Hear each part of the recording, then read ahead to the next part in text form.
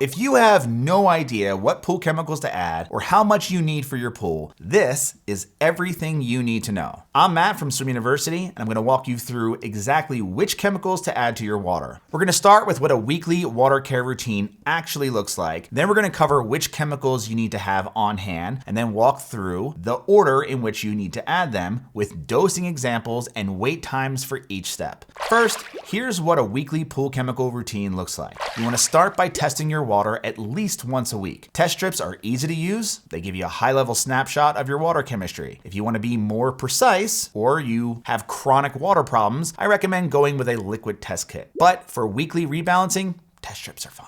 When you test your water, you're really looking for changes in 3 levels. That's total alkalinity, pH, and free chlorine. These fluctuate the most week to week and have the biggest impact on water safety and comfort. Total alkalinity protects your pH from fluctuating. The pH measures the acidity in your water, and when it's off, it affects how well your chlorine works, and it also causes eye and skin irritation and damages your pool surfaces. And free chlorine is what's actively sanitizing your water and killing algae, bacteria, and other pathogens. And it's what makes water safe for swimming. Now you have 2 other important levels. That's cyanuric acid, or CYA, or chlorine stabilizer, and calcium hardness. Now these don't need weekly attention, but you can check those once a month or when you add fresh water to your pool. Now each level affects the others, so you always want to balance them in a specific order. You want to do alkalinity first because it stabilizes your pH, then your pH because it affects how well your chlorine works, and then your chlorine, then your CYA, and then your calcium hardness. That order matters, and we're going to walk through each step right now.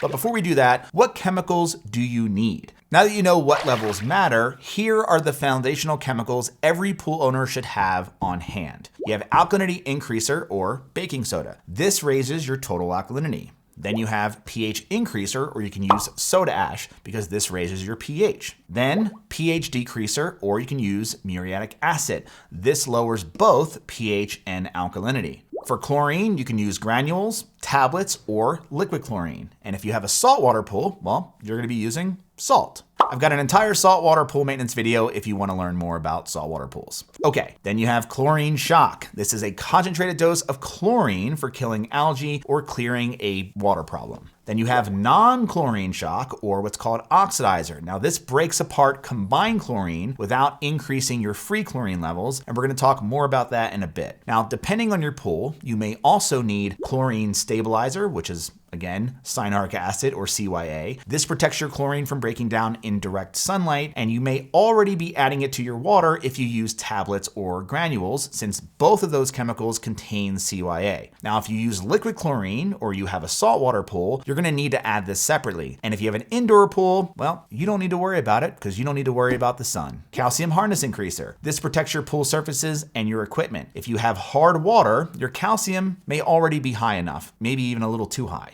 Metal sequestrant, or stain and scale preventer. If you've got metals in your water or really hard water, you're probably going to need one of these. Everything else, like clarifier, algicide, flocculant, enzymes, and phosphate remover, is optional. You want to get the foundation chemicals dialed in first, and then you usually won't need the extras. By the way, all of these are listed out in the Pool Care Handbook. So if you want a handheld guide and a go-to place for everything you need to know about water chemistry, you can grab your copy over at swimu.com/book.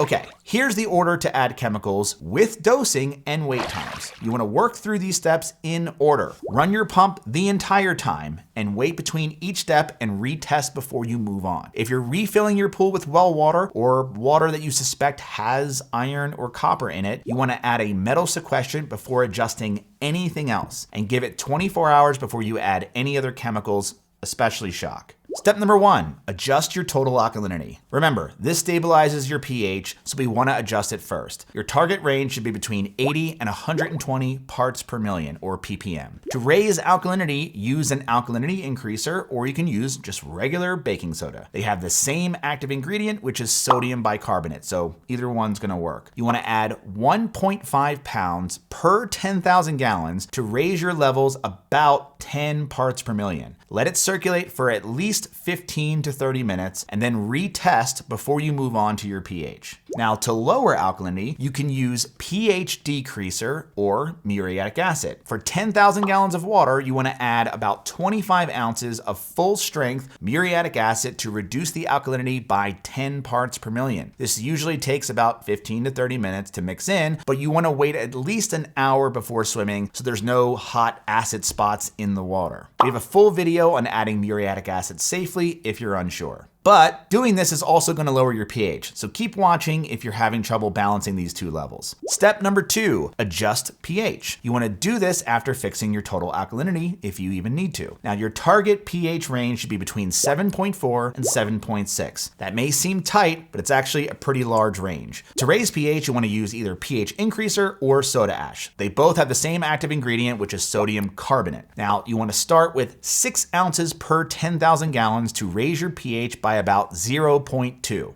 Yeah, that's a lot. And you can always add more, and this will slightly raise your total alkalinity as well. The other thing that raises your pH is aeration. So if you have fountains or water features, you can run them to raise your pH naturally without affecting your total alkalinity. Now, to lower pH, you want to use a pH decreaser, or you can use muriatic acid. For 10,000 gallons of water, you add 6 ounces of pH decreaser or 12 ounces of muriatic acid to lower your pH by about 0.2. So what do you do if you have high alkalinity, but then you have low pH? You have to add pH decreaser to bring down the alkalinity, but that will bring down the pH even more. And it feels like an endless seesaw, but here's a combo trick that works pretty good. All right, you want to add enough acid to lower your pH to around 7.2. This is also going to lower your total alkalinity. Then you aerate your water with a water feature or an aerator to bring the pH back into range around 7.4 to 7.6. Repeat this process over a couple of days until both levels are in check. If all of this feels like a headache and you're not sure how much to add for your specific pool size and you just want to be told exactly what to add and when to add it, I made something for you that's called the Pool Care app. You just enter your test results into the app and it'll calculate how much of each chemical to add. No math, no guessing. Now, this is especially helpful when your pool is a weird number like, 24,500 gallons or 6,800 gallons. There's a 7-day free trial to see if it's right for you, and you can chat with my team right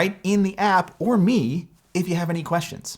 Step number 3, add chlorine. Now that your alkalinity and pH are in range, you want to add your chlorine. Your target range should be between 1 and 3 parts per million of free chlorine, and 3 parts per million is really ideal. Now, you've got a couple of options for adding this to your water. Number 1, you can add tablets. Now, these are made with trichlorchlorine. For every 10,000 gallons of water, you want to plan to add 2 3-inch tablets each week into your chlorinator or your chlorine floater. They take about 5 to 7 days to really fully dissolve. And they're also going to raise your CYA levels over time, so you want to keep an eye on this. Now, if your pool is less than 10,000 gallons, you can try 1-inch tablets or any of these other chlorine options, such as number 2, granules or granular chlorine. Now, these are made with dichlor. For weekly maintenance, add roughly 4 to 6 ounces per 10,000 gallons of water. Use this if you want a more specific dosing compared to tablets, but of course, they're also going to raise your CYA, so you want to keep an eye on that level. Number 3 is liquid chlorine. You want to look for 12.5% sodium hypochlorite. Bleach is made of the same stuff, but it's much weaker, so I recommend avoiding that. For every 10,000 gallons of water, I would add about 1 gallon per week for routine maintenance. Now, depending on the type of chlorine you add, it may take a few hours for your chlorine levels to come into range. So do not swim until you've tested and you know where your chlorine reading is. Step number 4, add cyanuric acid if you need it. Like I mentioned earlier, cyanuric acid, also known as CYA or chlorine stabilizer, protects your chlorine from UV rays. Without it, the sun can wipe out half your chlorine in about 17 minutes. So your target range for CYA should be between 30 and 50 parts per million for regular outdoor chlorine pools. For saltwater pools, I would aim a little higher at 60 to 80 parts per million. Now, if you use trichlor tablets or dichlor granules, you're already adding CYA to the water, so you don't really need to add much more.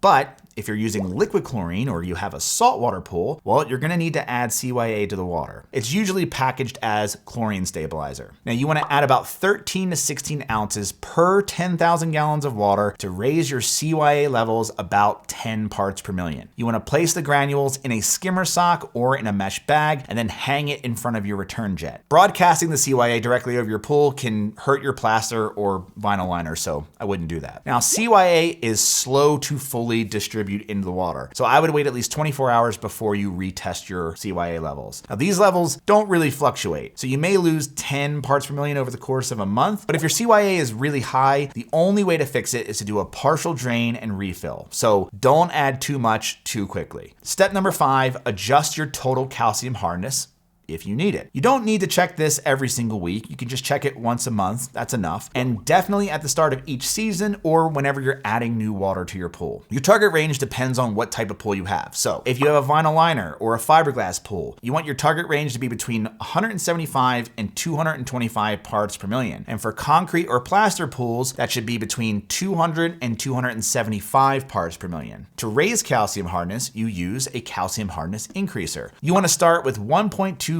pounds per 10,000 gallons to raise your level by about 10 parts per million. You want to do this in batches as well, so adding slowly with the pump running. Also note that calcium chloride or calcium hardness increaser gets hot when you mix it with water, so you don't want to dump it all in one spot. You can also pre-dissolve it in a bucket of water if you want. Run the pump for 2 to 4 hours after you add it, and then you can retest. Another word of warning, don't add calcium hardness increaser and alkalinity increaser or baking soda on the same day, because when these chemicals mix, they form calcium carbonate, which could cause your pool to turn cloudy. So give each at least a day apart. And if you have high calcium hardness levels, it's probably coming from your water source. So you need a hose filter or a water softener or a stain and scale preventer. So check out our other video on calcium hardness if you need more help with this. Finally, let's talk about shock. Shock is a separate treatment to use as needed. Now there are 2 types. You have non-chlorine shock or oxidizer, and you have chlorine shock. Now non-chlorine shock, also known as oxidizer, is a great weekly treatment. It breaks apart chloramines. That's the combined chlorine that causes that chlorine smell and irritates your eyes when you open them underwater. Non-chlorine shock